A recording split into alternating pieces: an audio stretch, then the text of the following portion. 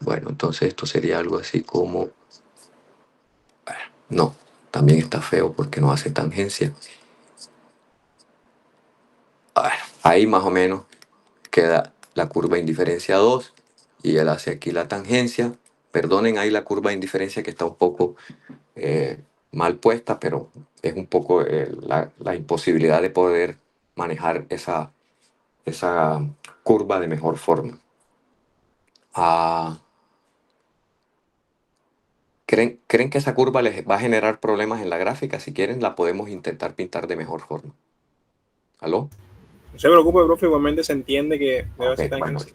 bueno, no, y sobre todo que aquí es donde cierra, ella, es decir, ella debería hacer aquí así y coger para acá, no hacer este globo porque estaría pasando, digamos, por acá. Bueno, en fin, ya ustedes más o menos calculen allí el problema gráfico que hay en esa expresión. Entonces, él en el punto A optimiza, ¿correcto? Miren que él tiene la dotación aquí, ¿sí o no? Aquí es donde él tiene Y menos T. Él tiene este ingreso y él está optimizando aquí el consumo en el primer periodo, digamos, pongámoslo así para poderlo explicar. Luego, su consumo en el primer periodo es menor que su ingreso. ¿Qué le está quedando ahí? Ahorro. Un ahorro. Por lo tanto, si le queda ahorro, él es un prestador o un prestamista. Prestamista. Bueno, ok, presta dinero, otorga créditos. Entonces, él, él es un, él es un prestamista y está aquí y tiene un ahorro positivo. Le aumentan la tasa de interés. Fíjense que él puede irse al punto B, ¿cierto? Que tenemos aquí esta situación. Pero, y ahí es donde entra el efecto renta y el efecto sustitución. Vamos a tomar una línea recta y la pintamos con rojo para que vean cómo es que se construye artificialmente la restricción presupuestaria intertemporal teniendo en cuenta la situación inicial. Entonces, supongamos, este es un problema aquí ya gráfico, que esto, o sea, yo estoy tomando la restricción presupuestaria después del aumento de la tasa de interés y la traslado paralelamente a la situación inicial para quitarle el efecto ese que provoca. Entonces, supongamos que el consumidor, hace tangencia aquí. Vamos a quitar línea recta, quitamos color rojo, vamos al negro y decimos que él hace tangencia aquí en este punto que está aquí, que vamos a llamar D. ¿Está claro hasta ahí?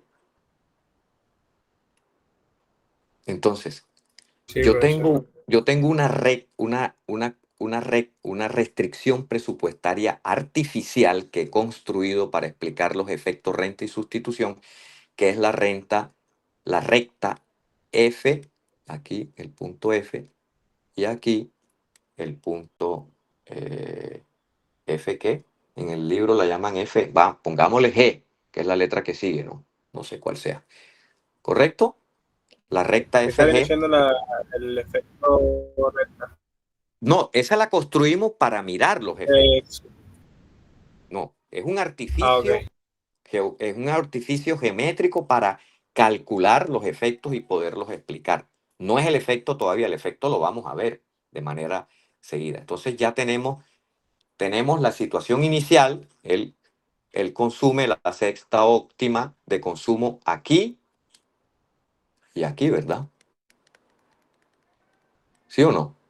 El consumo óptimo estrella del segundo periodo sería este que tenemos aquí.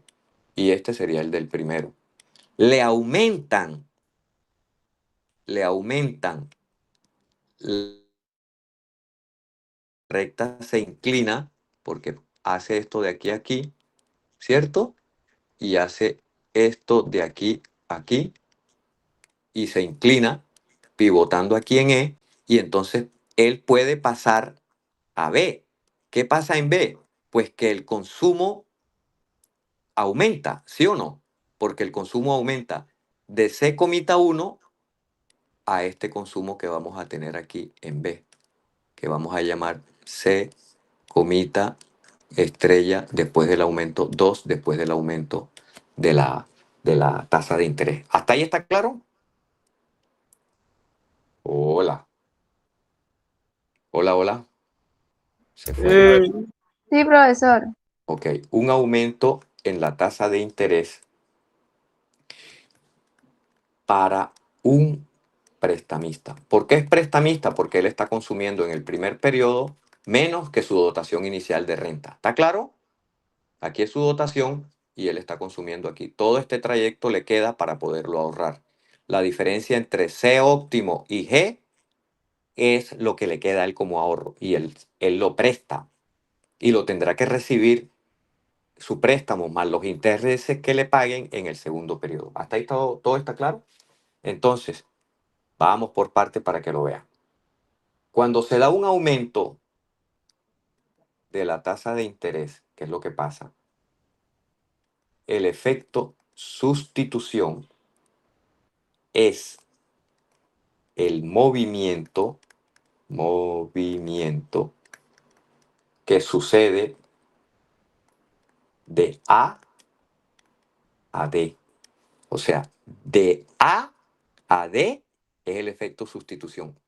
Si yo me muevo de A a D utilizando la artificial de la situación segunda para quitar esas cosas que me llevan a tomar decisiones, fíjense en D qué pasaría. Yo reduzco el consumo, ¿verdad?, del primer periodo y aumento el consumo del segundo periodo, pero no tanto como en B.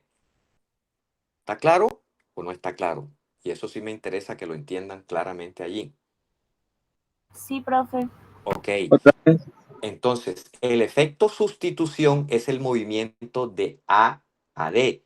¿Qué estoy allí sustituyendo? Estoy sustituyendo consumo presente por consumo futuro. Porque en B yo no estoy haciendo, solamente allí me está aumentando el consumo del segundo periodo. ¿Sí o no? Profe, pero eso sería antes de subir la tasa de interés. No, ya subida, pero es que usted puede tomar, a usted le suben la tasa de interés y usted puede tomar una decisión. Usted dice, si me suben la tasa de interés, para que lo entiendan, le voy a explicar, le voy a hacer una explicación bien elemental o bien intuitiva.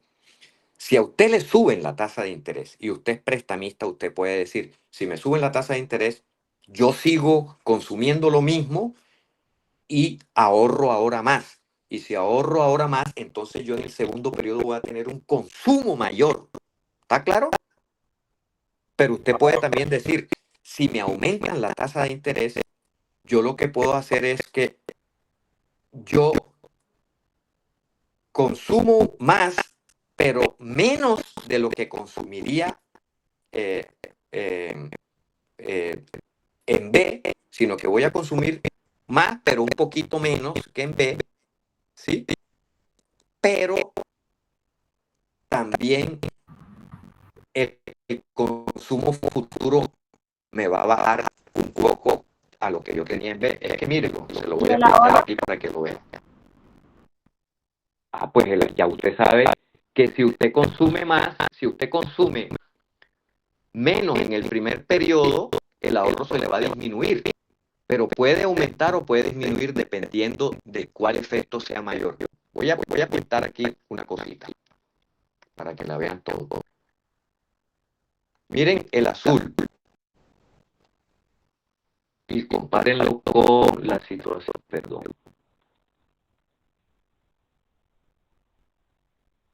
Miren el azul.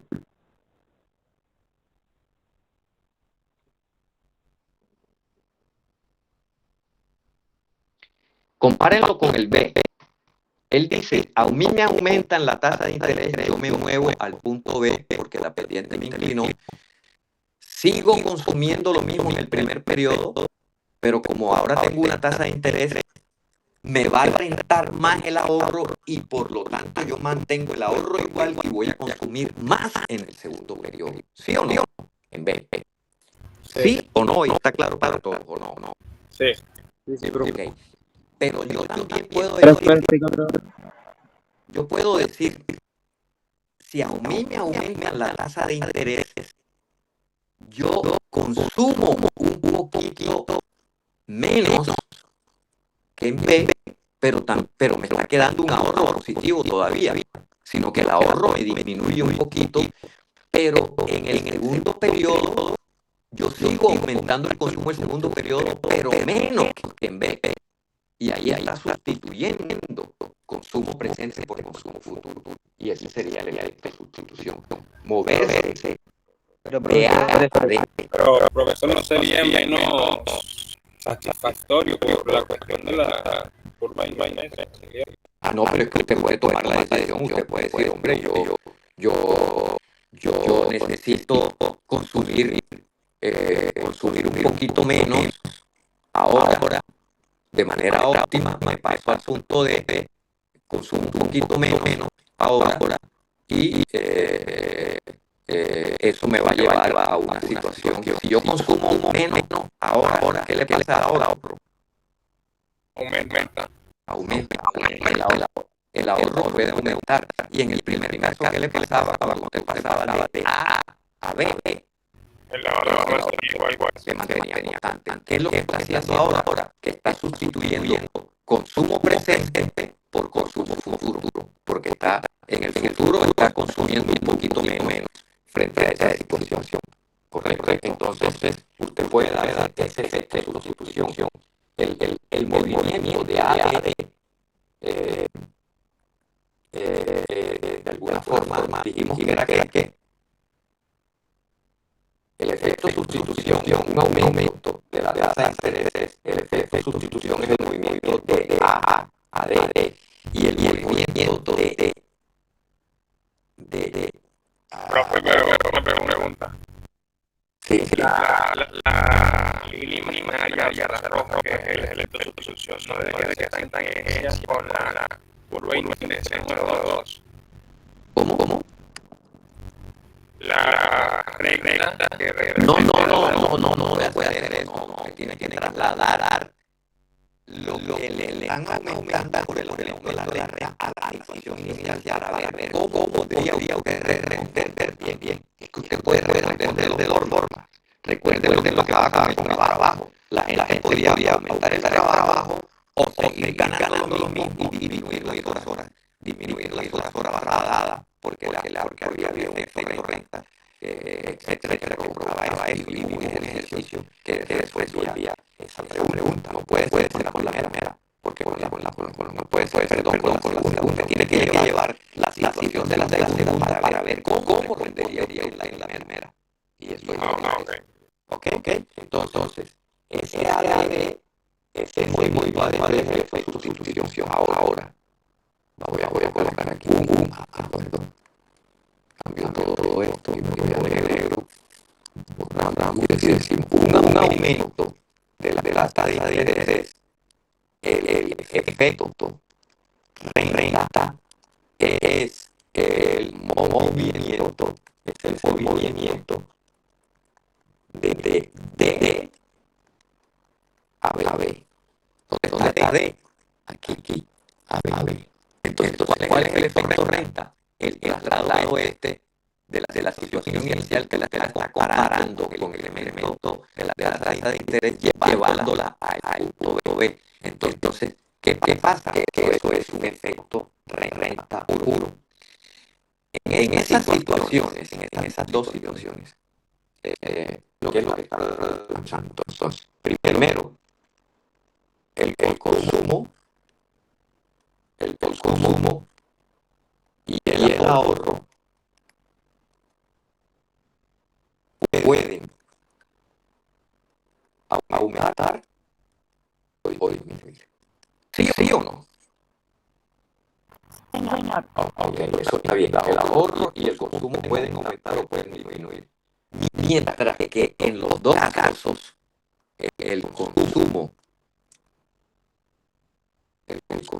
futuro, el consumo futuro, que se prima, siempre va a aumentar. ¿Sí o no? Claro, siempre va a aumentar.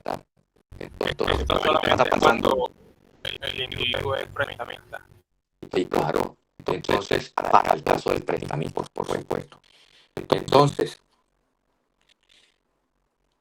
¿qué representa? Y ahí se aclara un poco. Perdón. Ahí sí explico un poco esto. La recta roja que hemos llamado GF, ¿verdad? Vale. Entonces, GF. ¿Está claro cuál es la GF? La línea roja, que es, vamos a ponerla aquí, restricción presupuestaria intertemporal artificial. No existe, la hacemos para calcular los efectos renta y sustitución. Tiene igual pendiente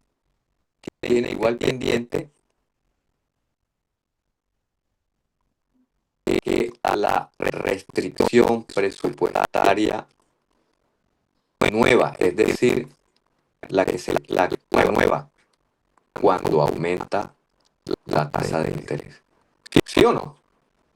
Tiene la misma pendiente. Miren, que la roja tiene la pendiente igual a esta que está aquí, que es cuando se da el aumento de la tasa de interés. ¿Qué es lo que hace esta recta artificial? Retira la riqueza del consumidor hasta que se encuentre tan bien como estaba antes del aumento de la renta, de la tasa de interés, perdón. Repito, esa recta artificial o esa restricción presupuestaria artificial quita, retira, resta la riqueza del consumidor hasta que se encuentre tan bien como estaba antes del aumento de la renta, de la tasa de interés, perdón, de la R. ¿Está claro? Sí, profesor. Ok. Sí, porque hace tangencia a la utilidad. La primera. Esa es. Muy bien, la persona que contestó ahí la tiene clara. ¿Qué significa esto? Ojo. Si el efecto sustitución es mayor que el efecto renta, entonces el consumo en el primer periodo aumenta. Si el efecto sustitución es menor que el efecto renta, entonces el ahorro aumenta. Si el efecto sustitución es menor también, como en el primer caso, que el efecto renta, entonces el ahorro cae. Miren que aquí siempre el consumo va a aumentar.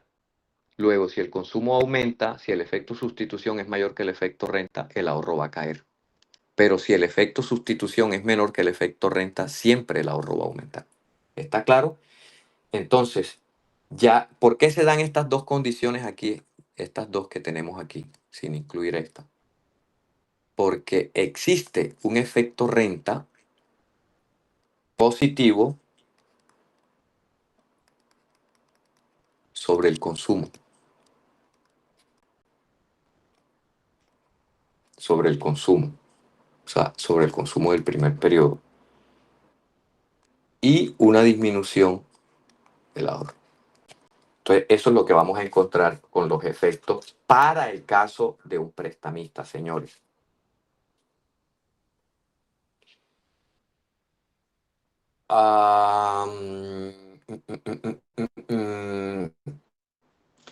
Ahí hay un ejercicio que tiene el libro, yo no sé si quiere que lo repitamos o ustedes lo miran después que la clase termine o quiere que lo repitamos aquí en clase, que muestra un poco algo del efecto del aumento en la renta en una situación ideal de un ejercicio que hacen en el libro. ¿Quieren que los veamos aquí en clase o lo hacen ustedes y seguimos con la parte final que es la... Hágalo, profe. Vamos a hacer aquí. Ah, Hagámoslo, okay. hagámoslo. Bueno, dale.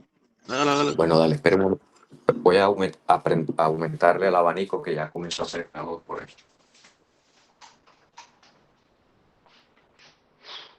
Bueno, entonces el libro dice, un efecto es, voy a ponerlo por aquí, un ejemplo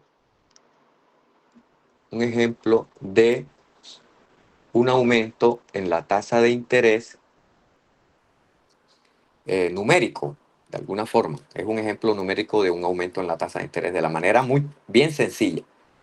Entonces allá ahí dicen que Cristina es prestamista y tiene, Cristina o Pedro, Juan, el que sea, tiene un Cristina. ingreso disponible. Cristina, ok. Cristina tiene un ingreso disponible de 40,000 pesos, ¿sí? Tiene un ahorro igual al 30%, ¿sí? Y una tasa de interés que es igual El a 5%. el 5%. Entonces, dice, creo que en el periodo, dice, ¿alguien tiene por ahí el ejercicio que lo lea un poquito la parte esa? El ingreso disponible del segundo periodo, creo que es así. También será de 40,000. El ingreso disponible del segundo periodo será igual a 40,000. Esos son los datos, 40,000 pesos. O sea, fíjense que el ingreso disponible o la dotación no cambia. No hay variación de los ingresos entre un periodo y otro. Tiene los ingresos igual. Entonces, hasta ahí no ha aumentado la tasa de interés. Entonces, ¿cuál será el consumo de Cristina? Entonces, el consumo de Cristina en el primer periodo, ¿cierto? El consumo, por definición, ¿a qué es igual el consumo? Al ingreso disponible. ¿Ah? ¿Al Y ingreso menos disponible? S menos T. Ok. O sea, lo que tengamos en nuestra expresión con las variables que estemos trabajando, ¿cierto? ¿Quién habló allí? La niña que habló, repítamelo. ¿Cuál es Y la menos definición de S consumo? menos T. Y menos F S.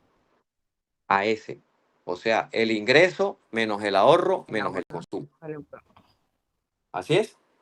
Bueno, cualquiera que sea la definición y ustedes reemplacen utilizando los datos que está ahí.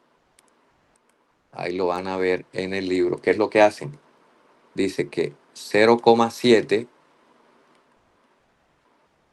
multiplicado por 40,000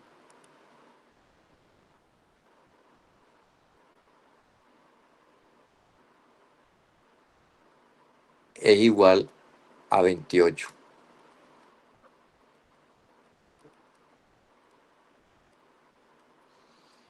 ¿Alguien de los que está aquí en este salón me puede decir de dónde sale ese punto 7?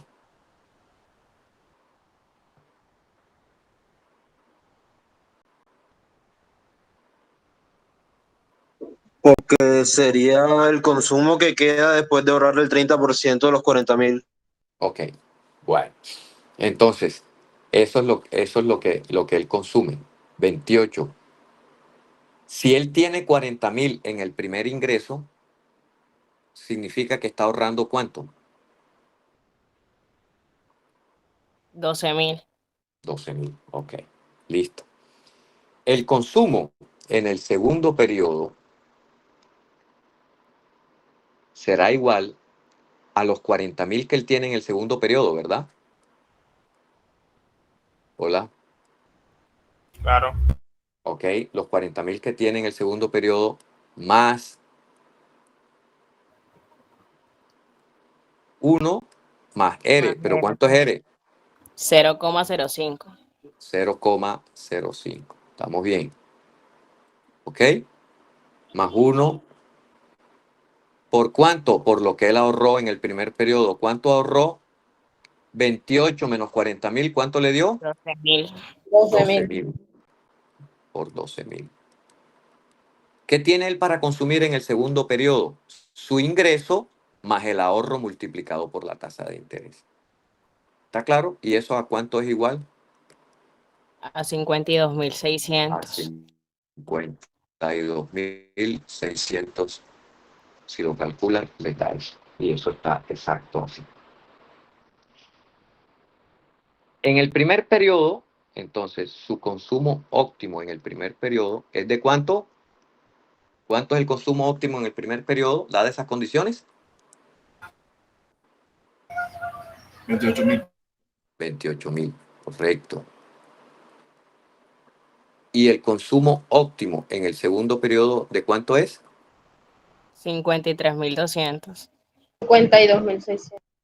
52.600. ¿Ok? ¿Y su ahorro en el primer periodo de cuánto es? ¿Cuánto es el 12.000. ahorro? 12.000 2.000. en esta situación. Entonces, el problema dice, porque como lo que se quiere averiguar es qué sucede cuando aumenta la tasa de ahorro. Entonces, a Cristina le aumentan la tasa de ahorro de R1, que es igual al 5%, a R2, que es igual al 10%. ¿Está claro? ¿Cómo responde ella frente a esos incrementos en el consumo?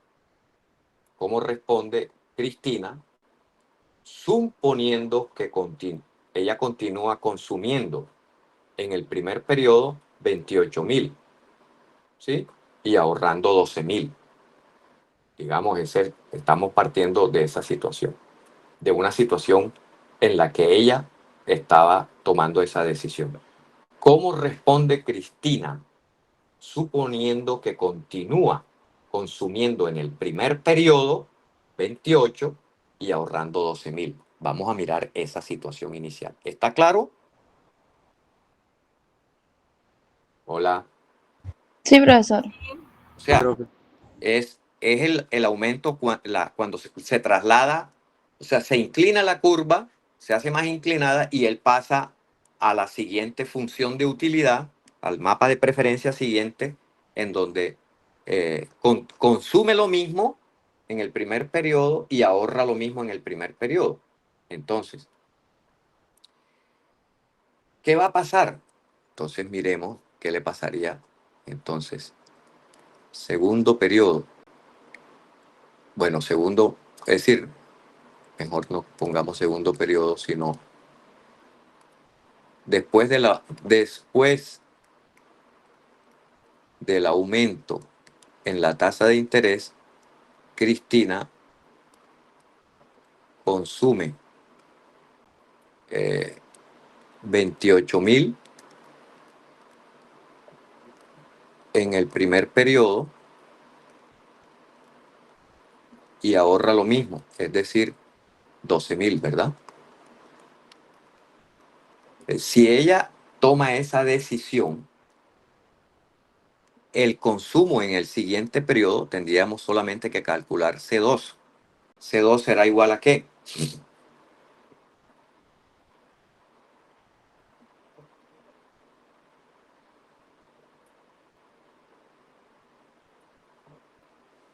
¿Quién me dice a qué es igual C2? A 53.200. ¿De dónde saca ese valor? Cambia la tasa de interés Solo por cambia la tasa de 0,1. interés real de Ok. 0,05 a 0,10. Entonces usted tiene aquí 40.000, ¿verdad? Porque la renta disponible no cambia. ¿Así es? Sí, Más 1 más el nuevo R, que ahora es ¿cuánto? 0, 0, ¿qué? 10, ¿verdad? 0,1. A Ok. 0,1. Sí. ¿Por cuánto? Por 12.000, porque sigue ahorrando lo mismo. Estoy ahorrando lo mismo. ¿Cuánto le da? 53.200. 53.200. Eso es si ella mantiene el mismo consumo después del aumento en la tasa de interés, porque ella puede mantener el mismo consumo en el primer periodo, ahorra lo mismo, pero en el segundo periodo, ¿le va a aumentar el consumo? Sí. ¿De cuánto le aumentó entonces? El consumo óptimo, comita, o sea, futuro, vamos a colocar aquí, pasó ¿De cuánto? En el primer periodo era de 52.000, ¿verdad? De En el primer. 52.600 pasó a 53.200. Ok. Pasó de 50 a 53.200. 200. Ok. Entonces, fíjense para dónde vamos, para dónde nos vamos yendo. Entonces, el consumo en el siguiente periodo aumentó con respecto a la situación inicial que tenía antes del aumento en la tasa de interés. Sin embargo, si consume la misma cantidad, o sea, si ella puede decidir lo siguiente, si consume la misma cantidad al año siguiente, 52.000, puede ahorrar menos en el primer periodo para conseguir el mismo resultado. ¿Sí o no? Repito, sin embargo, dada esta situación, si consume la misma cantidad al año siguiente, es decir, vamos a suponer ahora, ella, o sea, Cristina, puede, porque también lo puede hacer. ¿Qué puede hacer? ¿Qué puede hacer? En C2, su consumo en el siguiente periodo, ¿sí? La misma cantidad en el año siguiente. ¿Cuánto estaba consumiendo en el año siguiente? 52.000. Sigue consumiendo 52.000 en el año siguiente. 52.600. Sí, señor. Ok. Sigue consumiendo la misma cantidad al año siguiente y puede ahorrar menos en el primer periodo. ¿Sí o no? Claro, profesor. Ok. Para lograr el mismo resultado. Igual resultado. ¿Eso qué es lo que? Es decir, podría ahorrar ella, entonces, puede ahorrar en el primer periodo. ¿Cuánto? ¿Alguien sabe cuánto es? ¿Y cómo lo calculamos? Si ahorra menos y sigue consumiendo 52.000, después de que le aumentaron la tasa de interés, ¿cuánto es la diferencia? Y ahorrando menos.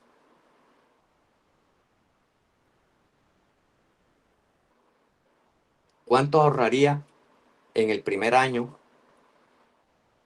si el ahorro, en vez de subirlo a 53, sigue siendo, perdón, si consume la misma cantidad que consumía antes del incremento en la tasa de interés, el ahorro en el año 1 puede ser menos que los 12.000? Claro que sí. ¿Y cuánto podría ser? 11.400. ¿De, 1.400. de dónde salen? De los 12.000 menos los 600 pesos que se le adicionó por los intereses. Ok, ok. Coloquémoslo aquí. ¿Esto sale de dónde? Dígamelo nuevamente. 12.000, ¿cierto? ¿Menos qué? Menos los intereses que eran del 0,5%. 600 pesos, ¿verdad? Vamos a colocarle aquí intereses que pagaba. ¿Y esto es qué? Capital. ¿Sí o no? Hola. ¿Cuánto le quedan? 11.450. ¿Así es? 11.400. ¿Cuánto 54 es? Perdón, sí, porque si no, no cuadra eso. 11.454. ¿Cuánto consumiría?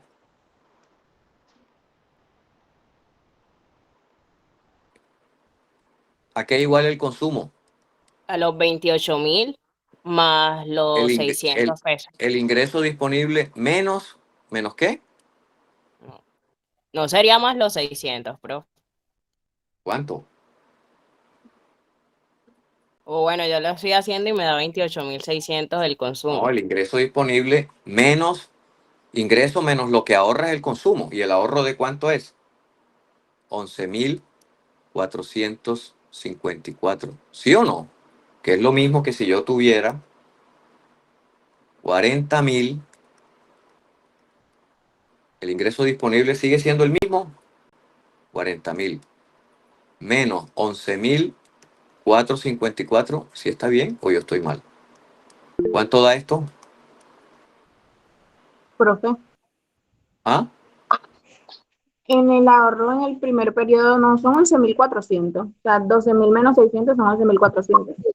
Son Once mil 40.000 cuatrocientos. menos 11.454. No, profe, ella dice que es que donde está 11.454 no es 11.400. Es 11.000. Aquí, Arriba, o sea, 12.000 menos 600 son 11.400. Exacto. aquí, en esto. Si es Sí, que profe, ahí. aquí hay 11.454. Bueno, vamos a borrarlo para escribirlo bien. Es decir, él ahorra en el año 1 11.454, ¿sí o no? 400, profe. 400. Ajá. Menos los 600. ¿Así es? Sí, así, profe. Ok. Entonces, el ingreso el consumo en el siguiente periodo, ¿de cuánto va a ser?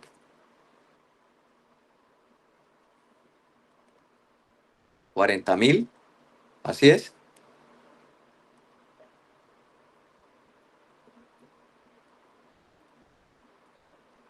40.000 menos 11.400. Menos 28. 11.400. ¿Daría cuánto? Veintiocho 28. mil seiscientos. ¿28 qué?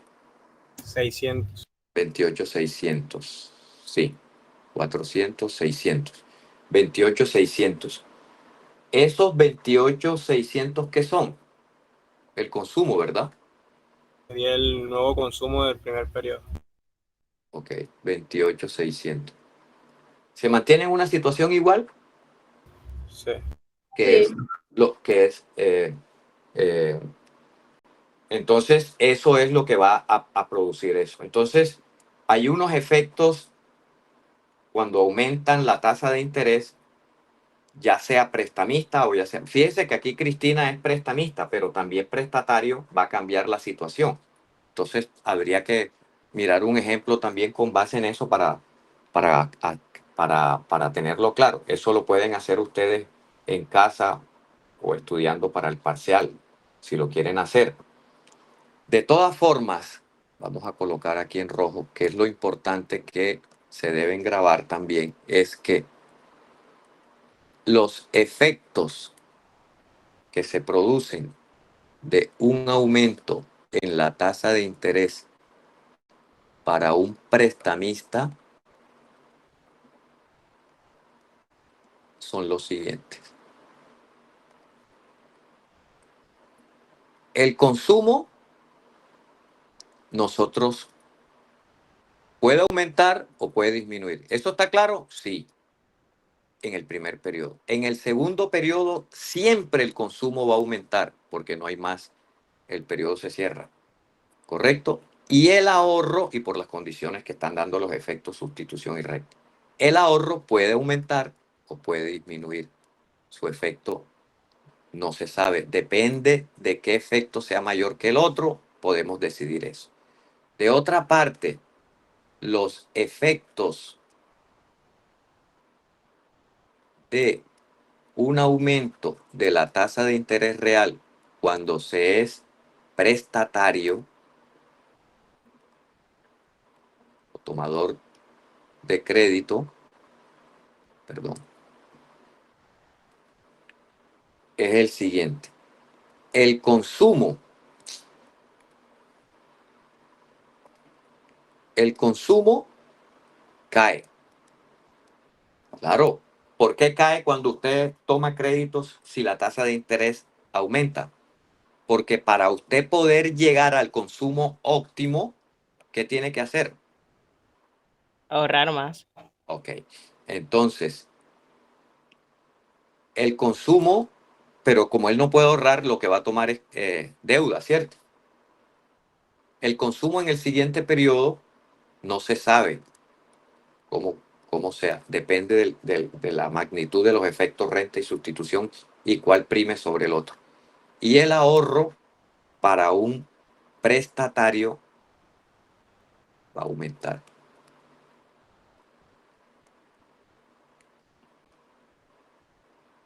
Eso tendríamos frente a esa situación que tenemos nosotros ahí. Ahora, es importante porque en el libro, dentro de los ejercicios que ustedes hicieron y entregaron, están muchos ejemplos con bienes complementarios. Entonces, miremos el ejemplo que trae el libro cuando los bienes no son normales, sino complementarios perfectos.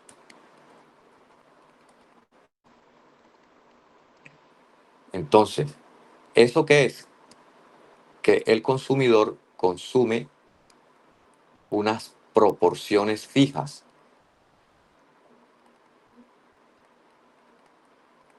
Recuerdan los ejemplos de las drogas, etcétera, que nosotros vimos en clase. Entonces, ¿qué es lo que hace el consumidor? El consumidor, igual que en todos los casos, consumidor elige entre consumo presente, consumo futuro, de tal forma que el consumo futuro sea igual, como dice el libro, a A o a Z, lo que sea, por una constante multiplicada por el consumo presente. Donde A es igual a una constante.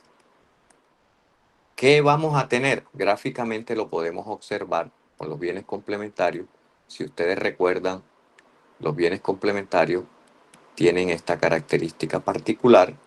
Nosotros tenemos la restricción presupuestaria intertemporal, ¿sí? Y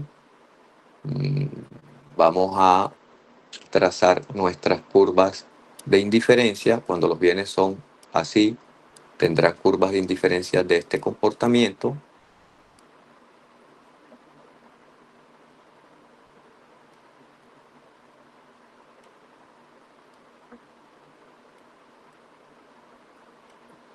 Entonces, ¿qué es lo que nosotros vamos a tener? Pues vamos a tener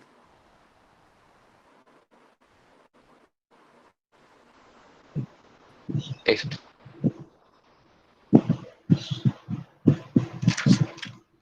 Cierre a alguien el que tiene el micrófono abierto, por favor. Entonces, ¿qué es lo que nosotros vamos a tener? Aquí tenemos consumo presente, consumo futuro, pero con funciones de utilidad para... Y ahora el consumo presente y el consumo futuro no serán bienes normales, sino bienes complementarios perfectos. Entonces, ¿qué nosotros tenemos? Tenemos nuestra curva de indiferencia 1, curva de indiferencia 2 y curva de indiferencia 3. Eso es lo que nosotros tenemos ahí. ¿Cómo es la restricción presupuestaria intertemporal? Entonces, fíjense que la restricción presupuestaria que está dada por esta recta que nosotros tenemos aquí, que es la recta, el libro la llaman AB, la restricción presupuestaria intertemporal, que es la recta AB, es igual a el consumo del primer periodo más, el consumo del primer periodo más el consumo del segundo periodo sobre 1 más R, el valor presente del consumo, será igual a la riqueza, y la riqueza está dada por los ingresos. Pues entonces reemplazamos los ingresos por la riqueza del consumidor por definición, y esta va a ser nuestra ecuación. Esta creo que íbamos en la 10. ¿10 era? No sé. Y esta era la ecuación 11. ¿Ok? Entonces, eso es lo que nosotros vamos a tener expresado allí. La riqueza, que es WE, que nosotros tenemos, ¿es igual a qué? Es igual a Y menos T, ingreso disponible,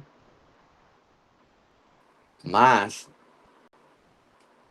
Y' menos T', valorada a 1 más E. O sea, los ingresos que yo tengo, y esta será mi expresión 12. Hasta ahí vamos bien. Todo eso está apoyado en todo lo que hemos visto en esta unidad, de las definiciones de riqueza, de las definiciones de ingreso disponible, consumo, restricción presupuestaria e intertemporal. Hasta ahí vamos bien todo. Luego, el consumo de la gente que tenemos aquí será igual a la riqueza en términos futuros, valor presente futuro,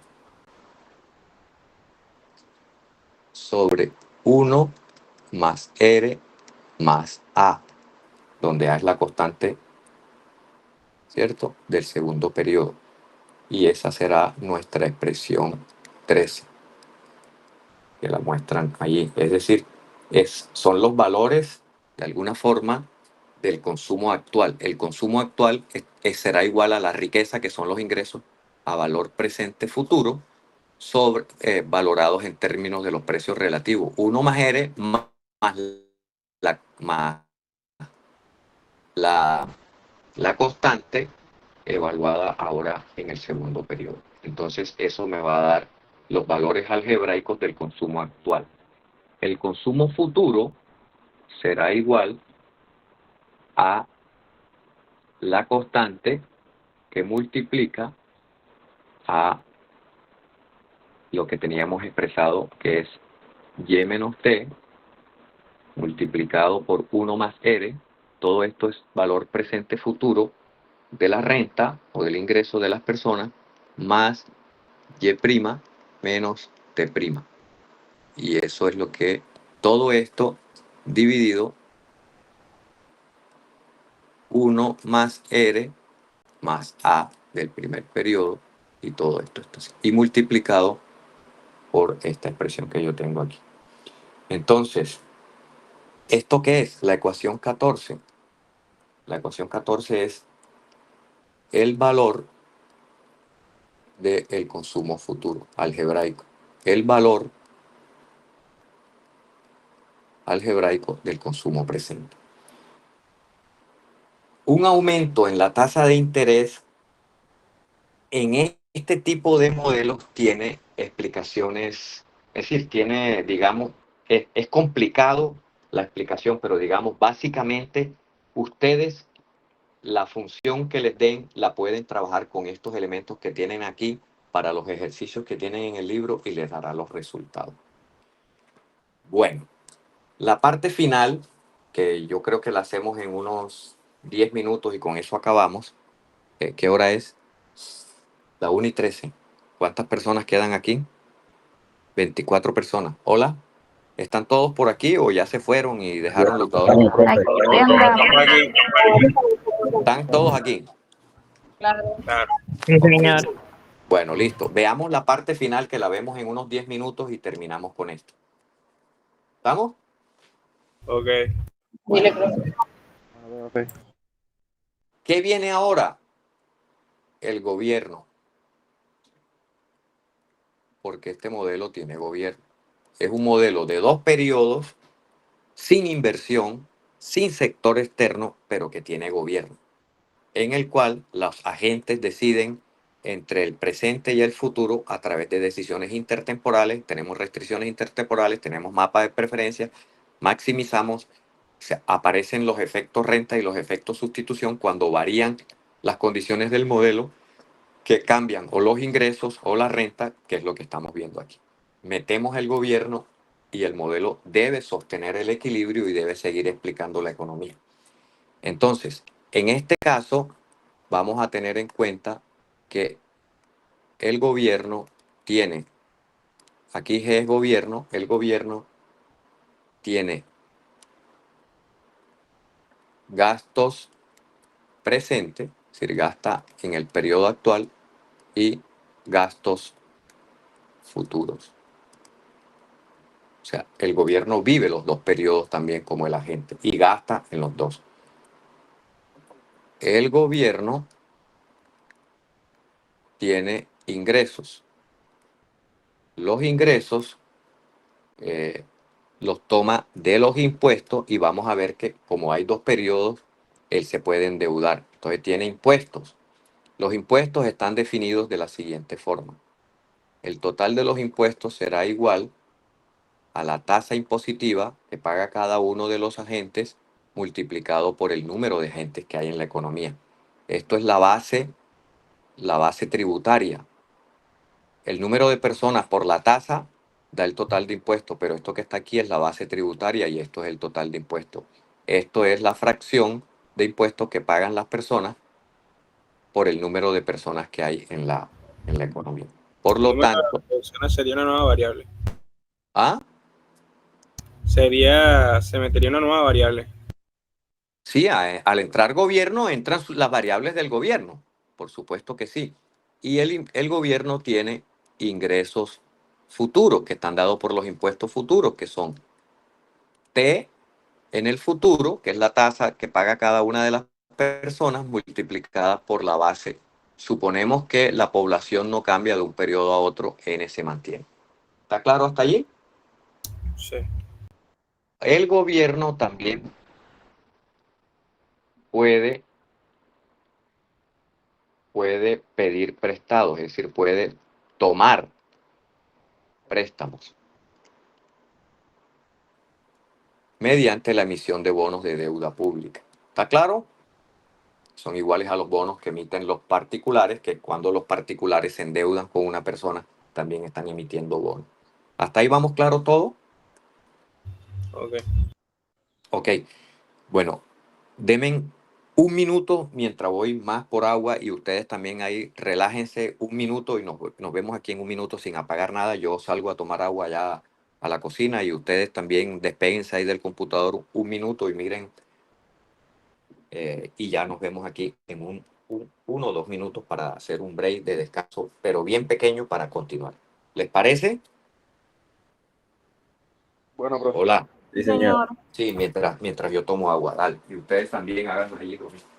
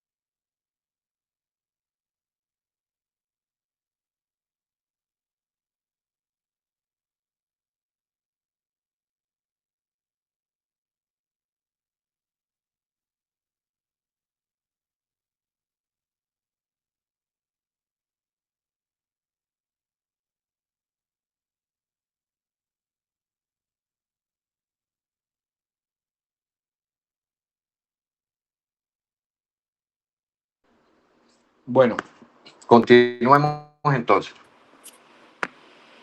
Hola. Ok, ¿estamos todos aquí? Sí, Ok. profesor. Sí, profe. Bueno, entonces fíjense que el gobierno ahora puede tomar préstamos, cosa que no existía en un modelo de un periodo, porque no, si tomaba un crédito, no había futuro para pagarlo. Entonces era una especie como de ladrón, ¿no? ¿Cierto? Tomaba crédito para no pagarlo porque no existía futuro. Entonces ahora como hay futuro en este modelo, hay intertemporalidad y hay dinámica en el tiempo, él puede tomar préstamos emitiendo bonos. Entonces esto explica bastante bien el modelo casi con la realidad. De esta forma que tenemos con estas características que hemos incluido aquí, la restricción presupuestaria intertemporal del gobierno, va a quedar entonces que el gasto en el primer periodo del gobierno, ¿qué gasta él? Lo que tiene de impuestos, ¿cierto? Más la deuda que emite, los bonos que emite, y cuando emite esos bonos recoge un dinero. Los impuestos más los bonos que emite será lo que tiene de ingreso y deben ser iguales a los gastos. ¿Hay equilibrio? Sí. Por lo tanto, esta es la restricción presupuestaria del primer periodo. ¿Está claro? Sí. Sí, Ok. profesor. Y esta será nuestra ecuación 15, creo que es 15, sí. Bueno, pónganle los números a las otras que están por aquí atrás.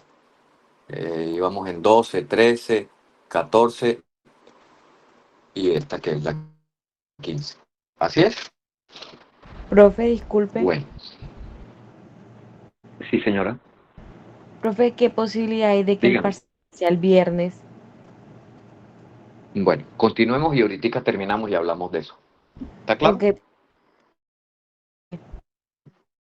Entonces, el gasto del segundo periodo, porque él también gasta en el segundo periodo, será igual. Bueno, el gasto en el segundo periodo, él tiene gastos en compra de bienes, ¿cierto? Pero también tiene gastos en una deuda que él emitió aquí. Entonces él deberá pagarla en el segundo periodo. ¿Está claro?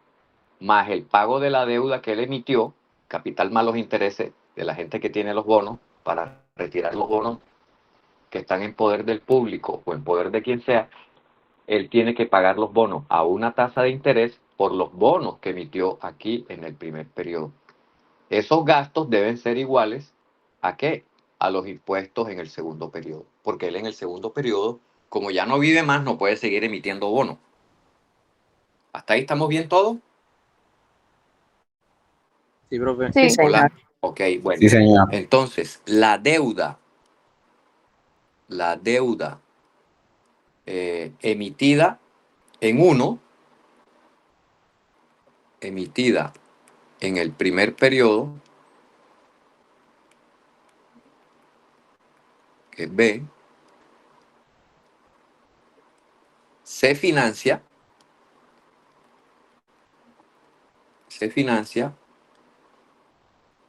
con impuestos futuros. Ojo con eso, que esto es aclaratorio para dónde va. Siguiente página. Entonces, de la ecuación 15, esta será la 16, ¿verdad? ¿Sí o no? Según la numeración que traen. Entonces, de la ecuación 16, nosotros podemos ver que ahí nosotros podemos despejar B de aquí. Vamos a ponerla aquí para que la vean. De 16 podemos despejar B. ¿Cómo despejamos B? Pues B nos va a quedar, B será igual como esto está aquí multiplicando por 1 más R y vamos a despejar T asterisco queda aquí, o T comita, o T los impuestos futuros quedan ahí, ¿correcto? El gasto que está aquí positivo pasa para el otro lado a restar el gasto del segundo periodo y 1 más R que está multiplicando a B aquí pasa para este lado a dividir. ¿Está claro? Sí, profe. Ok, entonces, ¿qué es lo que me está mostrando esto aquí? Esto me B de la ecuación 16, los bonos serán iguales a los impuestos del segundo periodo menos los gastos del segundo periodo sobre 1 más R. ¿Qué me indica eso?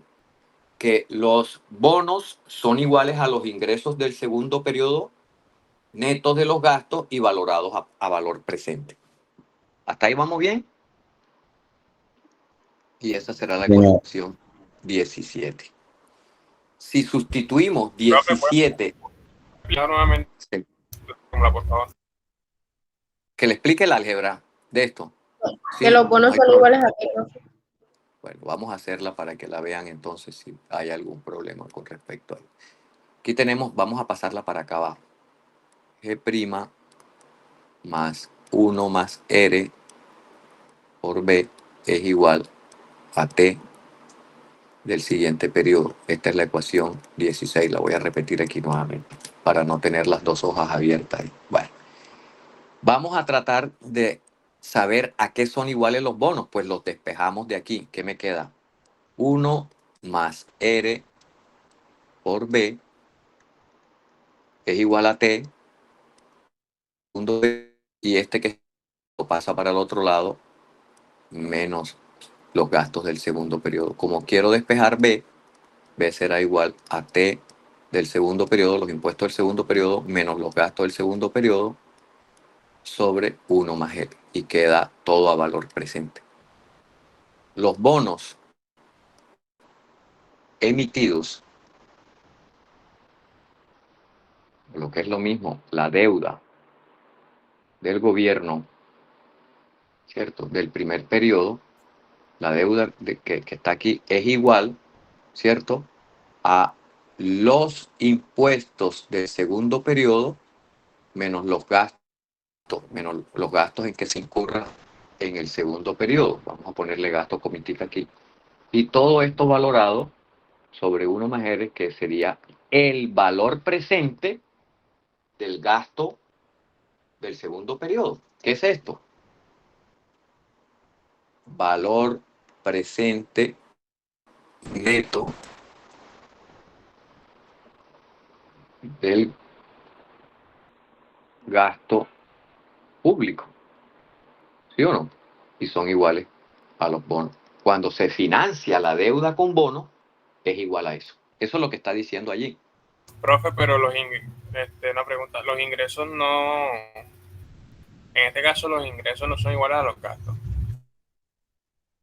¿Los qué?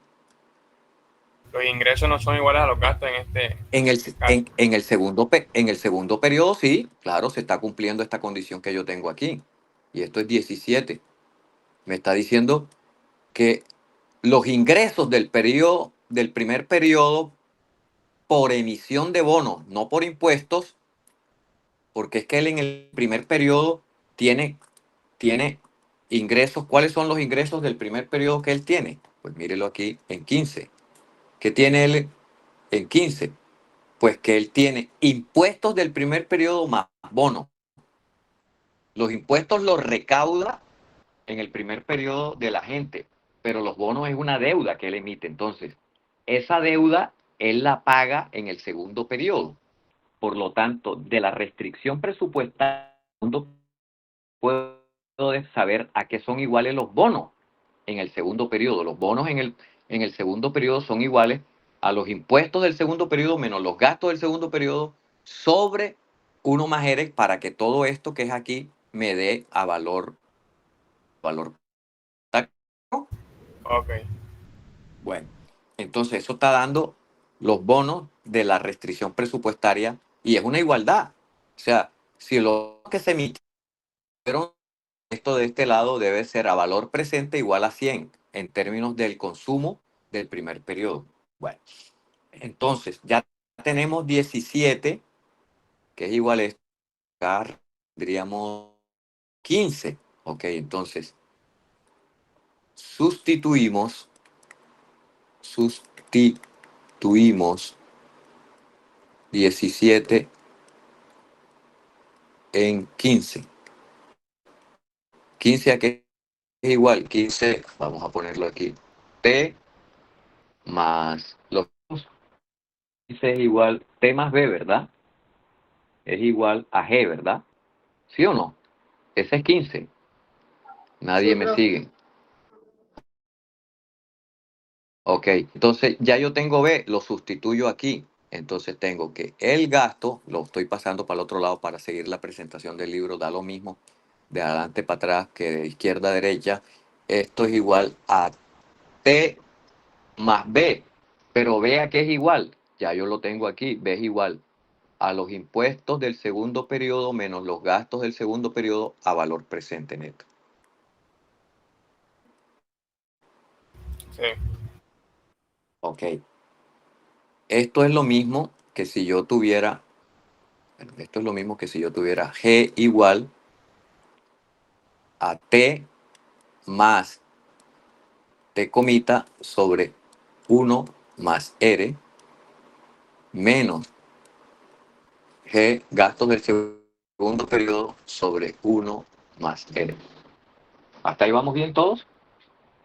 Sí. Sí, Ok, profesor. Sí. descomponiendo. Y yo puedo ordenar ahora. Entonces yo puedo ordenar esto que está aquí negativo, lo paso para acá con signo positivo. G más gastos del segundo periodo sobre 1 más R es igual a T, lo dejo ahí en su sitio, ¿cierto? Más T del segundo periodo a valor presente.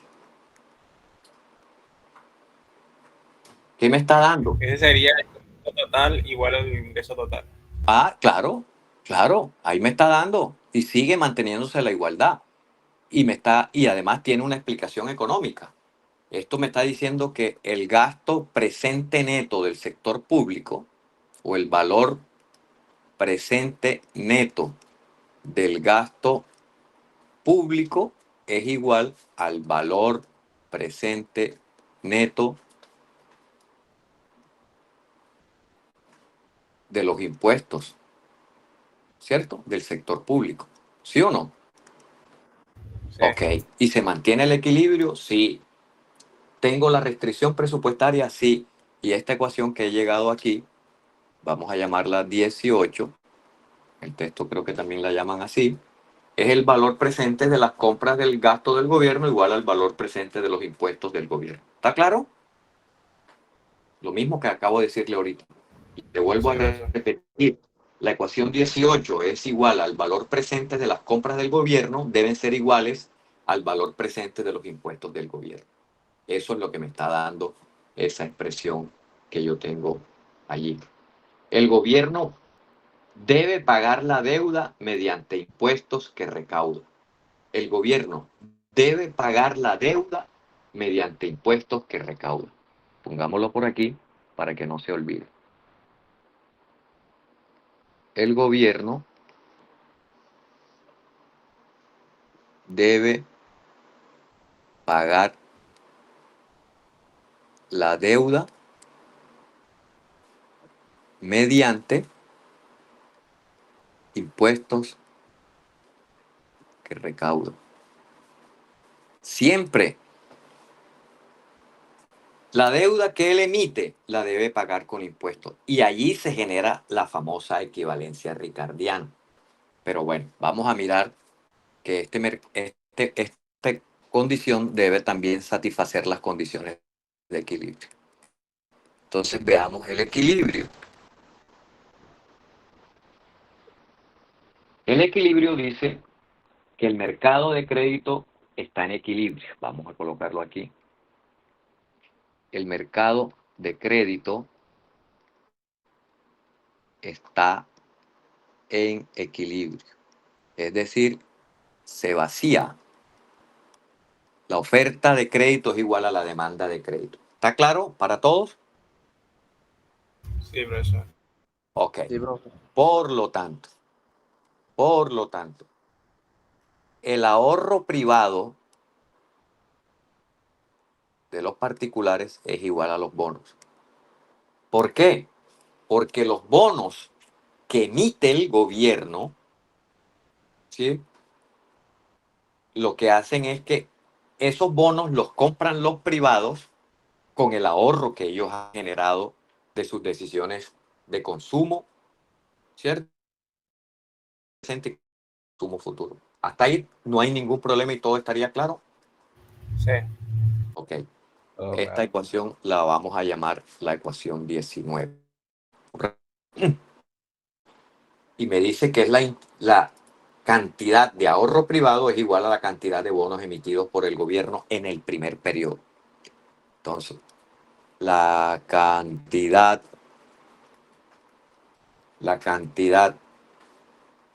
de ahorro privado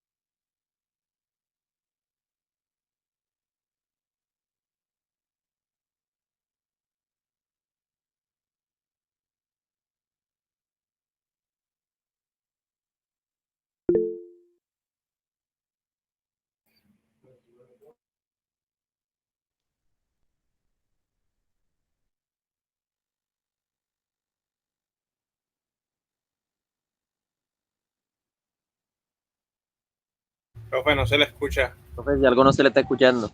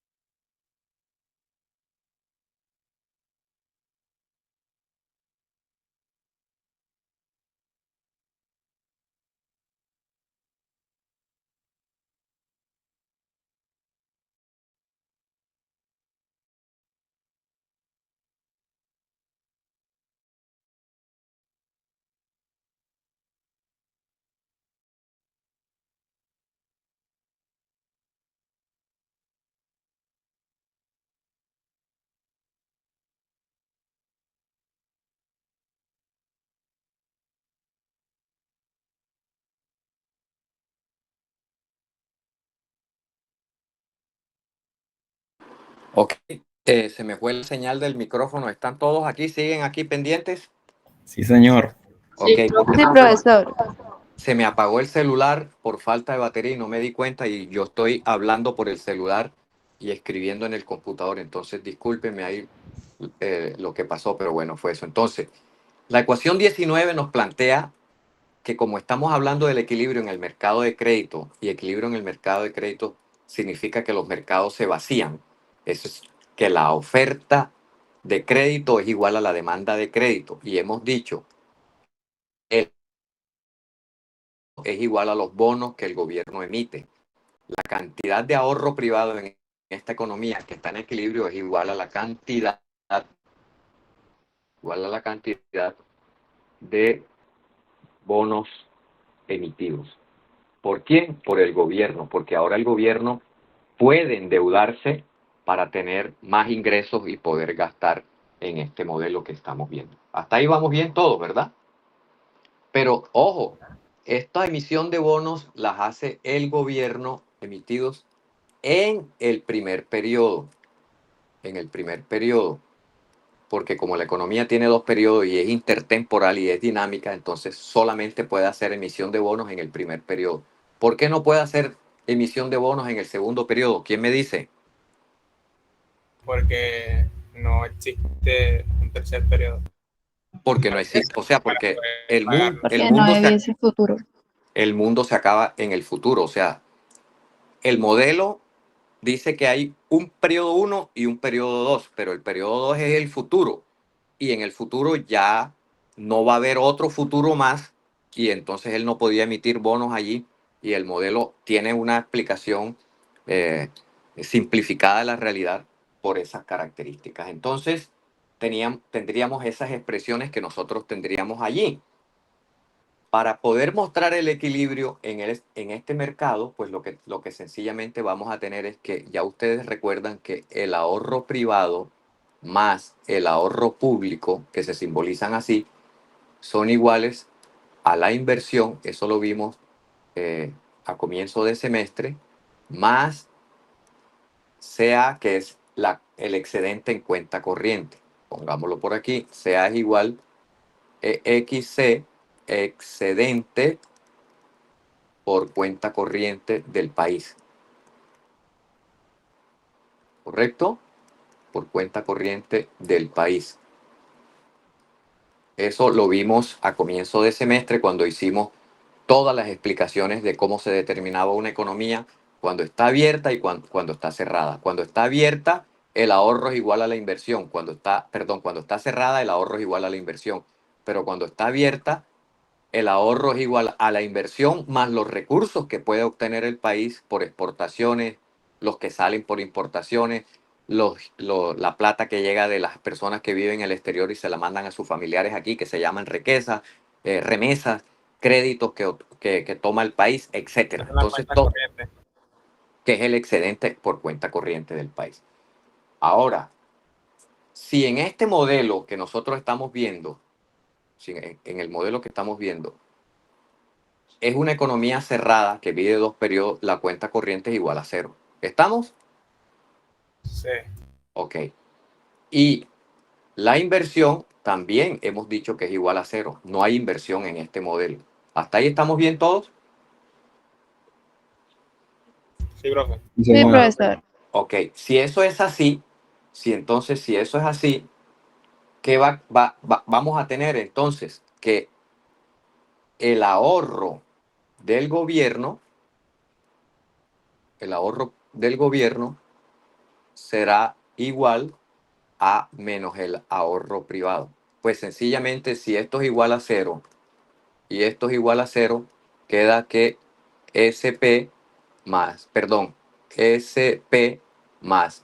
SG, esto aquí es G, da lo mismo, es igual a 0. Despejamos aquí SG y este pasa para acá con signo contrario a SP. Entonces, ya saben de dónde sale esto. No es un invento del profesor, no lo sacó de la manga de la camisa, sale de utilizar un poquito de álgebra y entender eso. ¿Qué significa? Que el ahorro del gobierno es igual al menos desahorro que hacen los particulares. ¿Desahorro qué es? Pues cuando ellos están, de alguna forma, ya ustedes saben que están haciendo frente a esas situaciones. Ahora, ¿esto lo podemos invertir? Sí, lo podemos invertir. Y entonces, ¿qué tendríamos? Que el ahorro privado es igual al menos desahorro del gobierno. De otro lado, tenemos que si el ahorro privado es igual a los bonos por la ecuación que vimos ahorita, ¿dónde está? ¿Quién la recuerda? La de, A 19. La 19 es, ¿verdad? la de ahorro 18. igual a bono. Esta, la 19. ¿Por qué? Porque el ahorro privado es el que financia el endeudamiento del gobierno, ¿correcto?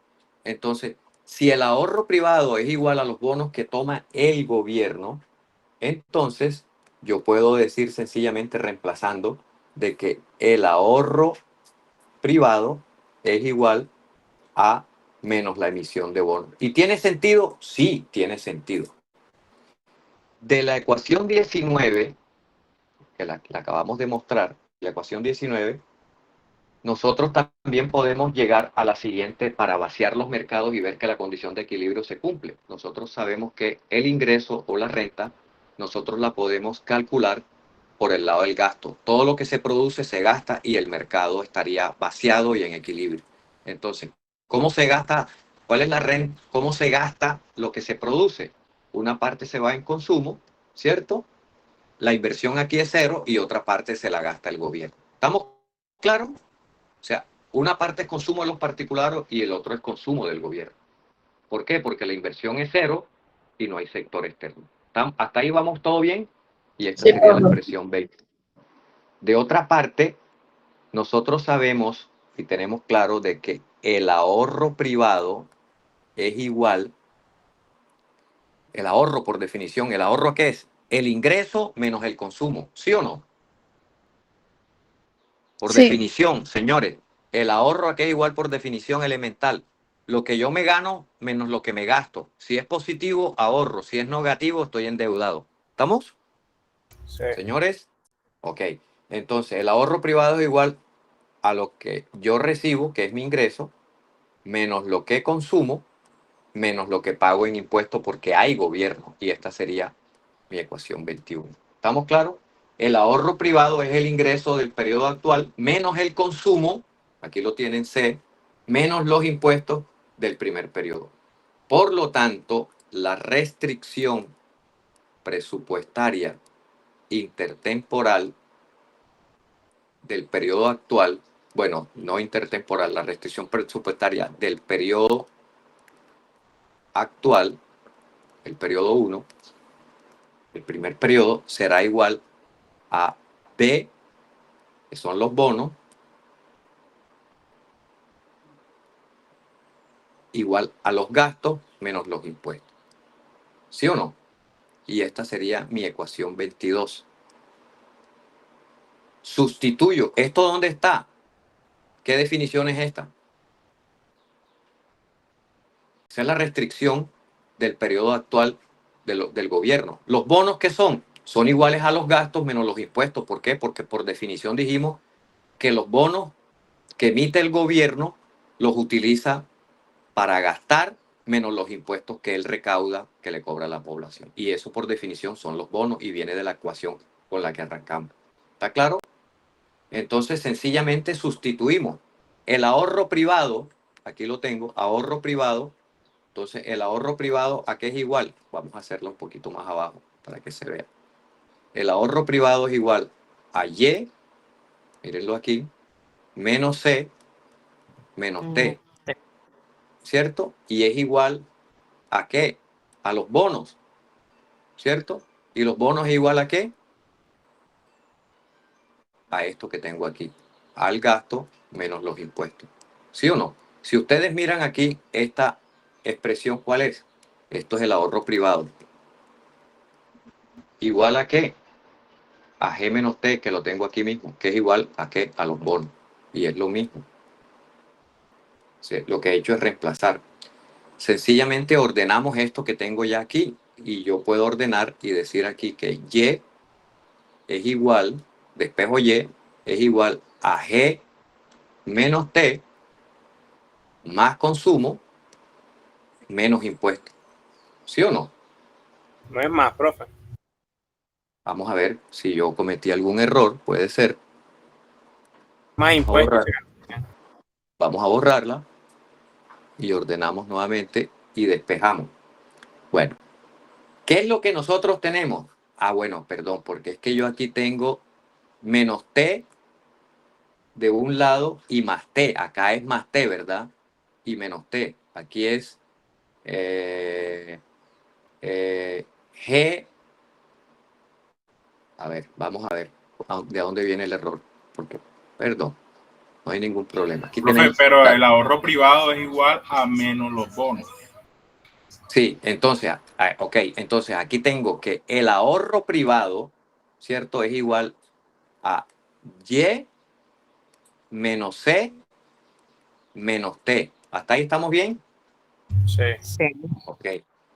Y del otro lado tengo que el ahorro privado es igual a los bonos, ¿verdad? Pero como es menos, ¿cómo quedaría? Quedaría que es igual a ¿qué? A G menos T, ¿verdad? Ajá. Sí, señor. G menos T. ¿Hasta ahí estamos bien? Sí. Ok. Entonces, cuando se despeja Y, Entonces, despejamos Y. ¿Qué me va a quedar? Y es igual a G menos T. Lo dejo del mismo lado que está. G menos T, que está aquí, ¿cierto? más C. Más consumo, ¿sí o no? Más consumo, más impuesto, pasándolo para el otro lado. Impuesto negativo con impuesto positivo se anulan. ¿Y qué queda? Que Y es igual al consumo. G más C. Y la economía está en equilibrio. Sí. ¿Se cumplen las condiciones Sí, de profe. equilibrio? Sí, el modelo es consistente con la explicación que hemos venido presentando. Yo creo que el teorema de equivalencia ricardiana ustedes lo pueden estudiar, es muy fácil, ya es la 1:57, casi 2 de la mañana, arrancamos a las 10:30 y no quisiera abusar tampoco del tiempo ni de ustedes ni del mío. Entonces, revísense la equivalencia ricardiana del libro. Es supremamente fácil, si tuviera tiempo se las explicara porque llevan una hojita. En particular, para que lleven una idea de carácter sencillo y muy intuitiva para cuando la revisen en el texto, sepan de qué es lo que habla la equivalencia ricardiana.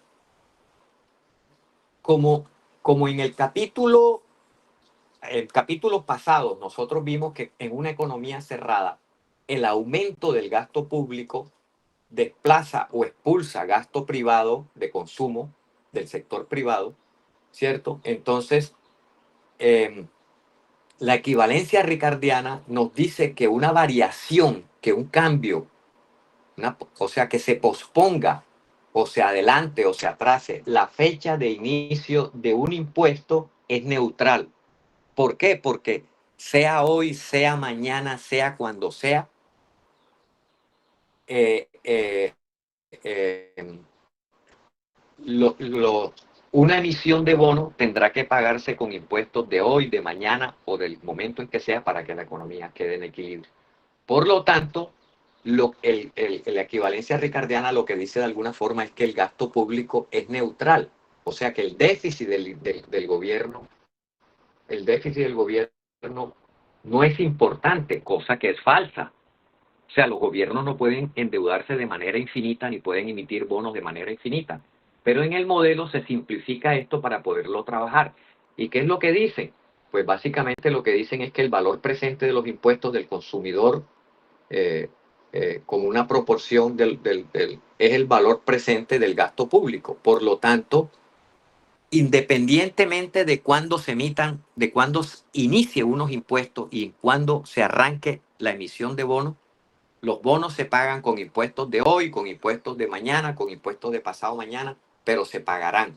Y los bonos emitidos serán pagados con impuestos. Por lo tanto, el gasto por la emisión de bonos siempre se paga con impuestos, independientemente de la fecha en la que se emita. Revisen esa equivalencia, miren que su nombre lo dice, es una equivalencia. El gasto será igual a los impuestos, independientemente de cuándo se cobren o cuándo se emitan. ¿Listo? Hola. Ok, Claro, profesor. Bueno, listo. Y entonces, como hoy es lunes, y tienen pocos días para estudiar el martes y tal, y no sé qué, entonces, bueno, listo.